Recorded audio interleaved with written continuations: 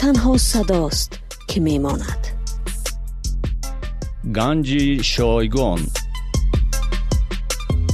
از گذشته ها، ناگفته ها و ناشنیده ها. در پادکست سلیم ایوبزاد.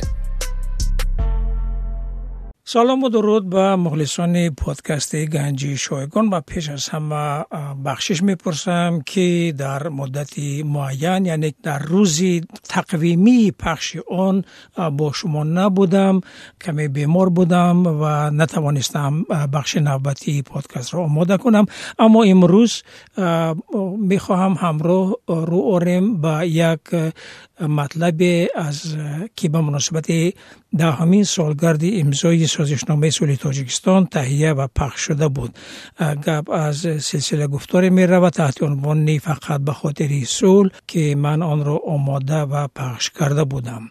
امروز پارچه های یا که فشرده بخش اول را خواهیم شنید و اما مهمتر از همه امروز در این برنامه خواهش میکنم به یک نکته توجه کنید که یکی از همصحبتان ما، البته من خیلی خوشبختم که در برنامه ما آن وقت بسیار از چهره‌های معروف، آنهایی که این سازشنامه صلح را آماده کردند، امضا کردند، صلح را به وجود آوردند، شرکت داشتند و یکی از آنها یکی از تحلیلگرانی که به این نمونه می‌نگریست گفت صلح فقط قطع جنگ و کشاکش، قطع خونریزی نیست. صلح معنای وسیع‌تر دارد. صلح این خوشبختی، خرسندی انسان ها است. و یک نکته را گفت که صلح چیزی است که جنگ های آینده را یا که خشونت و زورآوری و بی‌سر و سامانی و گریز و فقر و خرابی و ویرانی های آینده را پیشگیری میکنند. این صلح است. یعنی که صلح فقط آن است که دو طرف قرار دادند که سلاح به زمین گذارند، دیگر همدیگر را نکشند، بلکه صلح وقتی می شود که عامل های امکانی یا که احتمالی سر زدن جنگ از بین برده می شوند.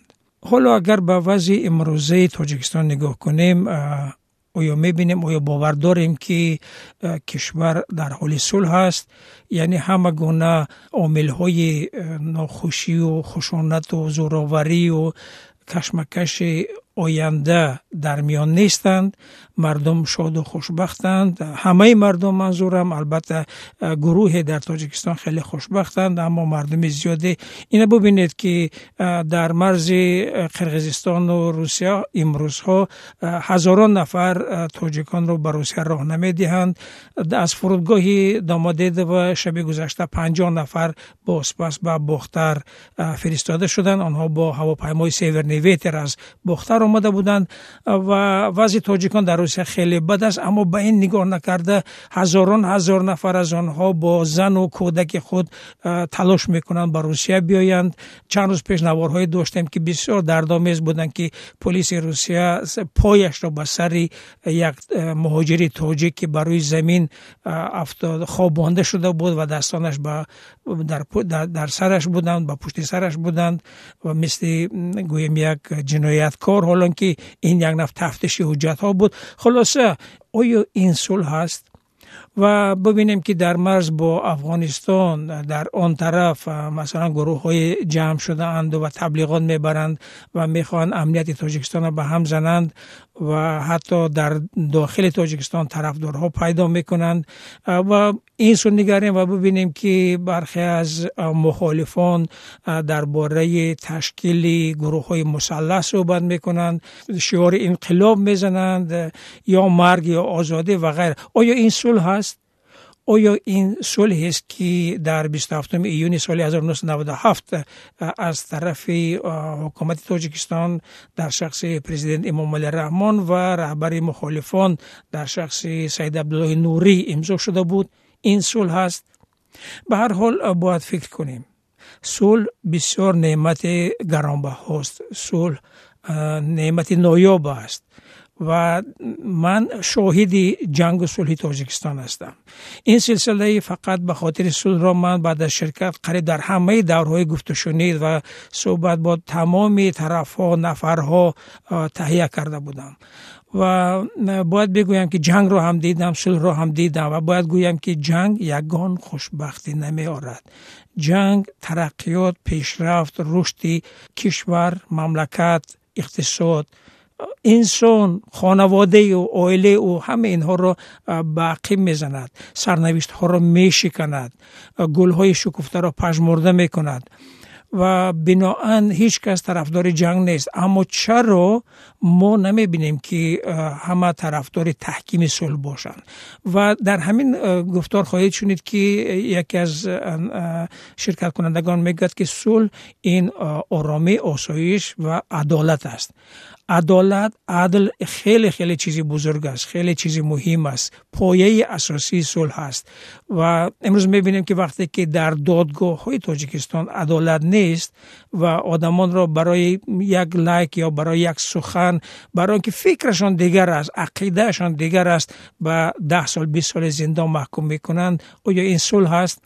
نمیخوام از این زیادتر صحبت کنم و خواهش میکنم این برنامه را بشنوید و در زیر آن فکر و عقیده خود را بنویسید و همچنین بنویسید که آیا میخواهید همه 6 بخش برنامه را در اینجا با نوبت پخش کنیم و یا اینکه یک همین برنامه فشرده آن همچون مشت نمونه خیروار کافی هست و موضوع را باز میکند. سلامت باشید، خدا نگهدار. در راه هستید، مهمانی یا در جای کار، علاجه خواندن ندارید، امکان دیدن هم پادکست رادیوی آزادی را بشنوید. نقل گوشکی تنها برای شما در وقت دلخواه و جای دلخواه. مکتوب‌های دیرساله زردگشته شبیه قبرهای کهنه اند. آنها را نباید باز کرد و خنجیدن یا برآوردن مرده ها از گور نیز نشاید. ولی عمه 67 ساله من، خواهر پدرم نیاز بیبی، هر روز مکتوب‌های کهنه پسرش تاج‌الدین را به دست می‌گیرد، می‌خواند و به دیدگانی پرآبش می‌مالد. به زودی صلح می‌شود مادر و من هم به زودی بر می‌گردم. نوشته بود تاج‌الدین در تیر ماه سال 1996 از طویل دره. من جنگیدن نمی‌خواهم، آدم کشی نمی‌خواهم. زیرا چرا باید تاجیک خودم را بکشم و یا اصلا انسان دیگری را از حیاتش محروم کنم؟ اما حالا ما باید حکومت خودمان و وطن خودمان را دفاع کنیم. این را در نامه قبلیش نوشته بود. اما نیاز بیبی هر بار وقت مهاجری سرگشته به دهه آید دیدار بینی می رود و حتما می پرسد آیا کسی تاج‌الدین او را دیده است؟ پسر تاج‌الدین عکسی را از یک روزنامه به بیبیش آورده بود و می گفت به پدرش مانند است. شاید او پیدا شده است. پدر تاج‌الدین، عمک سیف‌الدین، تمام روستای طویل دره، غرم، جرگتال و همه قطعه های مرزی تاجیکستان و افغانستان را در جستجوی پسرش گشت، اما او را نیافت. صلح شد، آشتی شد، ولی تاج‌الدین برنگشت. چون این برنگشته های جنگ تاجیکستان هزاران نفرند. بی پدر ماندگان و بیوگان جنگ صدها هزار، سرنوشت شکسته ها میلیون ها نفر. اما قانون کردند که از گذشته چیزی نگوید و چیزی نجوید، زیرا ما صلح کردیم. مکتوب‌های کهنه را باز نکنید، گورهای کهنه را نکابید، زخم‌های کهنه را دست نزنید. اما هزاران نفر مثل تاج‌الدین پسرعمه من گور ندارند. درباره شماره قربانیان جنگ سالهای 1992-1997 در تاجیکستان اطلاع گوناگون نشر شده است. با گذشت هر سال این شماره تغییر می‌یابد. اگر در سال 1997 آن را 60,000 نفر می‌گفتند، حالا بیش از 100,000 نفر می‌گویند. ولی تا هنوز شماره یگانه، نهایی و دقیق را نشنیده ایم. در تاجیکستان دهه‌ای نیست که در خاک سرد قبرستان سبز دمیده‌اش ده‌ها نوجوان نخفته باشد. کسی تعداد تاجیکانی را که آب‌های رود پنج هم کفن و هم مدفن آنها شدند نشمرده است.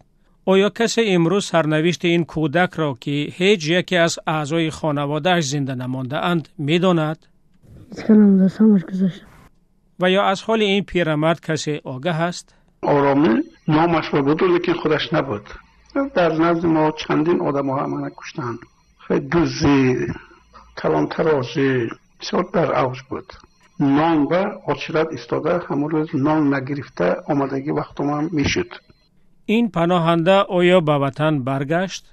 ما از ماه دکبر سال 1992 تا امروز در کمپ سخی سکونت داریم. ما امید داریم که بخری آینده اونا که در ماه اوگوست برپا میگردد دور پنجمی بخری دور پنجمی تاجیکان به جنگ و به خونریزی مردم به وطن پس بگردند.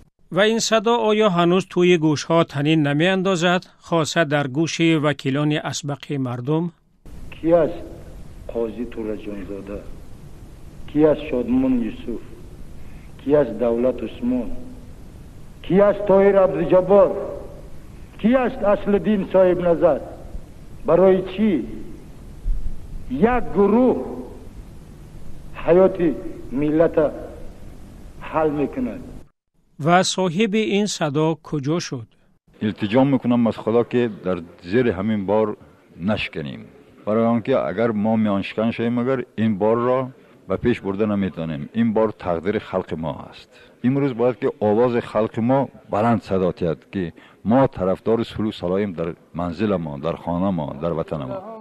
مثلا اصحاب القريه اذ جاءها المرسلون إذ أرسلنا إليهم اثنين فكذبوهما فعززنا بثالث فقالوا إنا إليكم مرسلون قالوا ما أنتم إلا بشر مثلنا وما أنزل الرحمن من شيء إن أنتم إلا تكذبون قالوا ربنا يعلم إنا إليكم لمرسلون وما علينا إلا البلاغ المبين قالوا إنا تطيرنا بكم لئن لم تنتهوا لنرجمنكم وليمسنكم.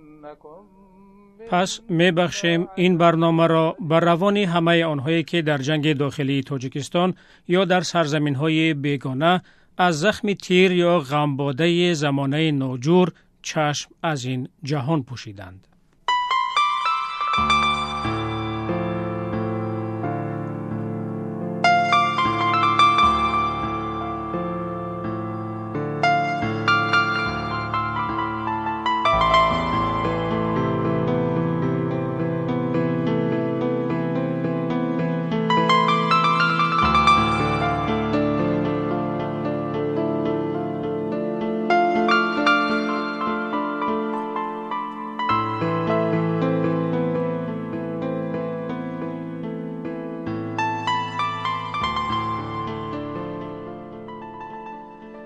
بیست هفتم ایون سال 1997 پس از گفت و شنیدهای طولانی و گاه کامیاب و گاه ناکام، حکومت تاجیکستان و مخالفان آن در شهر مسکو به سازشنامه عمومی استقرار صلح و رضایت ملی امضا کردند.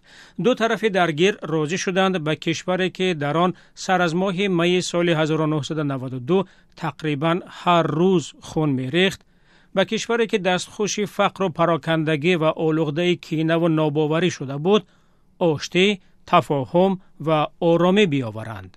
آنها راضی شدند همه گونه اعمال خصمانه به ضد هم را بس کنند، پناهندگان را به وطن بازگردانند، در اداره دولت شریک باشند و نیروهای حربی خود را متحد سازند.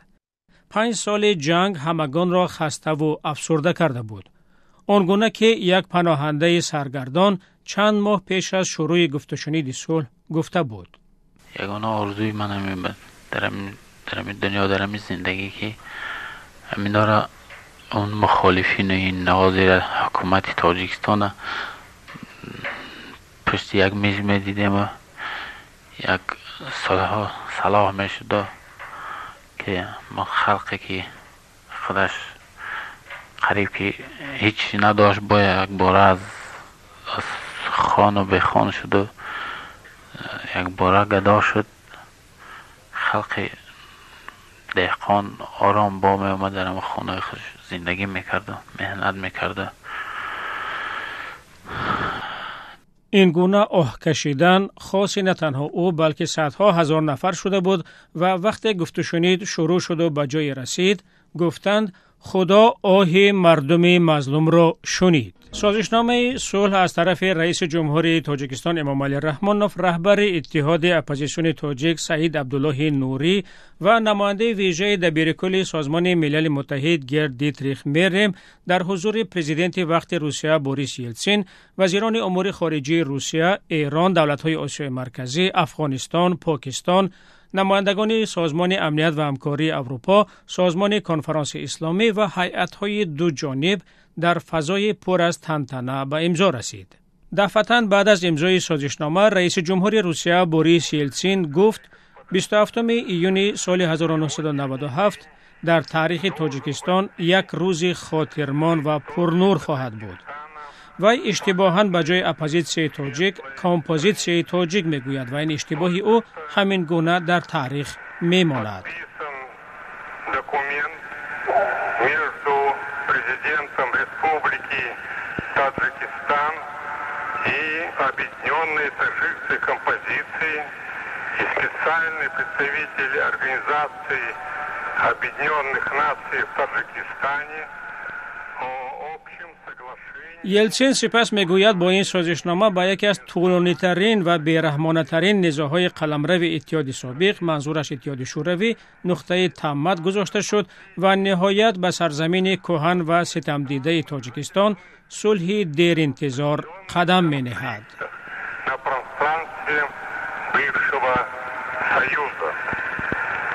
На древнюю и многострадальную землю Таджикистана приходит, наконец, долгожданный мир. بعد از یلتسین، پرزیدنت تاجیکستان امامعلی رحمانوف گفت جنگ برادرکشی یک اشتباه بود. Наш горький опыт неопровержимо доказал, что только мирным путем تجربه تلخ ما به طور ردناپذیر اثبات کرد که فقط با راه آسایشته میتوان به آرامی و توافق رسید. صلح و آسایش آرزوی دل خلق‌های تاجیکستان بود. تاریخ بشر گواه است که تاجیکان هرگز تیغ خصومت نبرداشتند. احتمال نور آفتاب آزادی و استقلالیت چشمان ما را کور کرد و ما رهگم زدیم و نفهمیدیم که به پرتگاه جنگ برادرکشانه فرو افتادیم.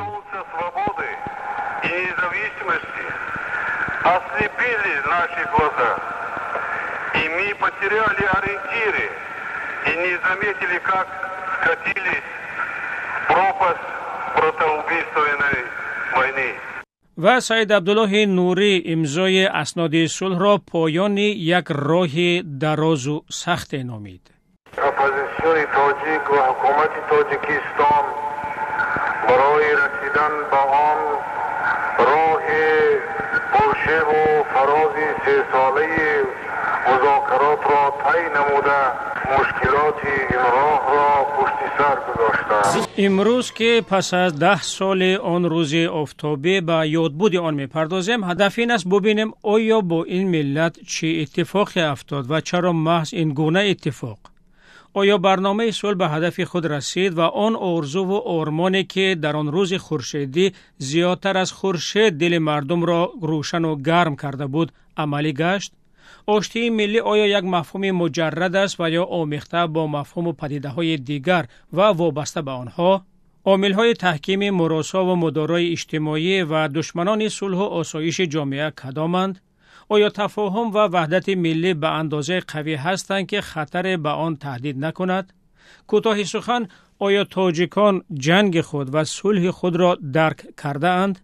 آیا می‌دانند که در عوض نرخ خونین و گران پرداخته مردم تاجیکستان چی چیز به دست آورد؟ این مسئله‌های مشکل را همزمان با نگاه به صحنه‌های گوناگون گفت و شنیدهای صلح تاجیکستان مورد بررسی قرار می‌دهیم. ولی پیش از همه برخی از اظهار نظرها در پاسخ به سوال اینکه آیا صلح چیست؟ وقتی که عموما مفهوم صلح شخص بر دهان خود زبان خود میگیرد، یک آزادی فضا، عموما محیط آزاد، محیط یک جامعه سالم، دل کس یک گواهی میدهد که در حقیقت شخص خود آزاد حس میکند. من معنی صلح و آسایشتگی را در آن میبینم که هر یک فرد، هر یک شهروند، هر یک انسان از همه حقوقی که پروردگار برای لایق دیده است باید از همه حقوقهای خودش استفاده برده بتواند. هر یک انسان حق دارد به زندگی شایسته و نخست زمینه زندگی شایسته این صلح است. صلح این وقتی که تنجی بچه میخندد، ما منو کار کرده میگردیم، همه صحت سلامت میگردن، همینه بخوام. صلح و آشتی، صلح یعنی دوستی، متفقی، محبت، مهر، صمیمیت. صلح دوستی این به هم بسته است. صلح را به دوستی، دوست را به صلح تصور کردن ناممکن است.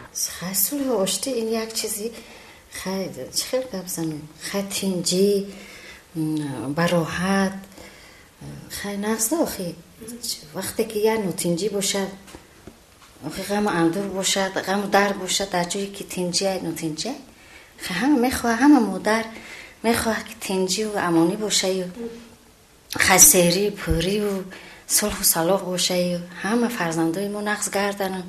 در حقیقت که ما امسال 10 سالگی روز وحدت ملی را قید میکنیم، این یک وحدت ملی یک زمینه بینهایت مستحکم است برای رشد ملت، برای رشد کشور است. این یک روزی هست که دائما در این روز هر یک شهروندی که مسئولیت شناس است آن حادثه های ناخوشی در گذشته را به خاطر می آورد و من باوری دارم که یک درس عبرتی می گردد برای آنکه ما هم جایه باشیم، ملت هم جایه باشد و برای رشد آینده کشور همه سرنگذار باشد. صلح این خنده در لبان مردم، هوای تازه، آسایشی، آزادی، تندرستی می باشد. خبر امضا شدن سازشنامه صلح تاجیکستان به مردم تاجیک قطع نظر از آن که در کدام گوشه جهان بودند خرسندی، قناعتمندی و امید آورد.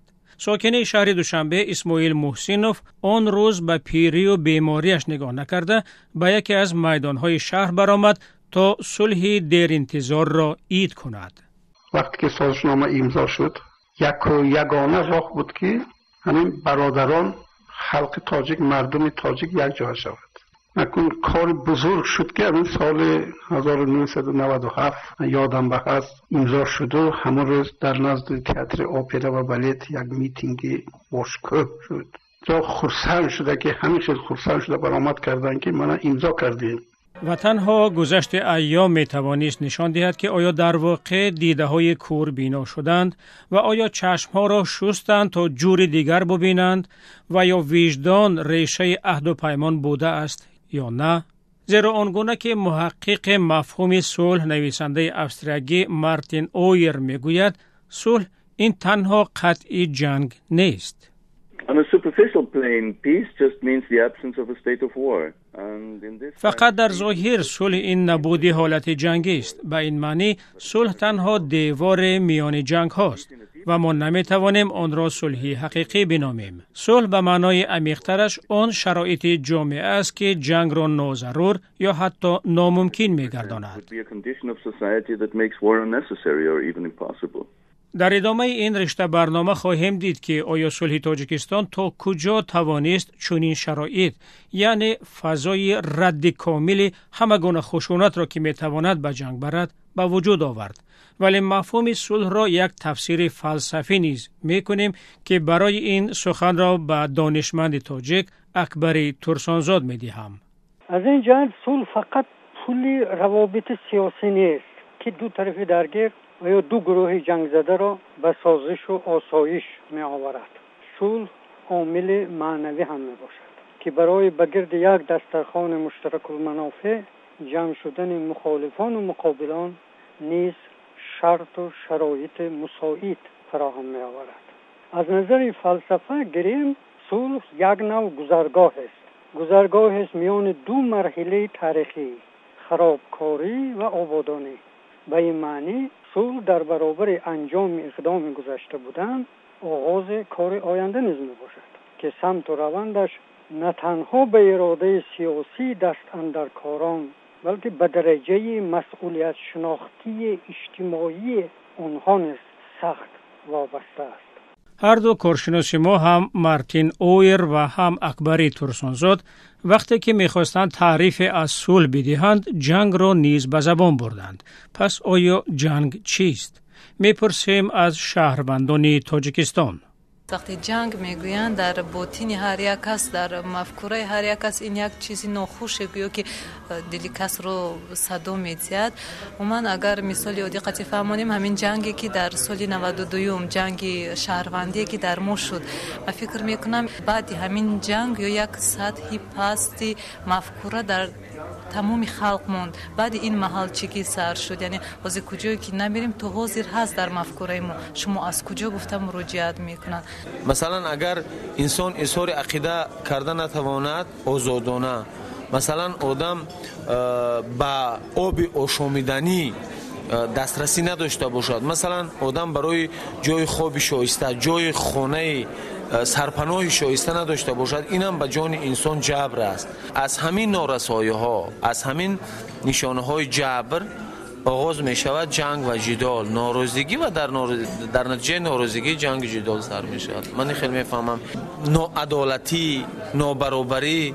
جنگ این یک چیزی که دهشتناک ده، خیلی میگن آدما پدرش گم میکنن، فرزنداشون گم میکنن. این یک وحشی، یک دهشتناک چیز که اینا وایکره نمیشد. وقتی که همکاری ناعادلانه شد، یعنی که در اینجا علاقه صلح گم میشود و نیزا پیدا میشود. دیدیم که خیلی آدما فرزنداشون گم کردن، خودم کشی و برادر کشی و همه یک نوتنجی و ناراحتی بود. جنگ نه شخصا برای من قحطی، گرسنگی، خونریزی، صدای تیر، مرگ آدمان بیگناه.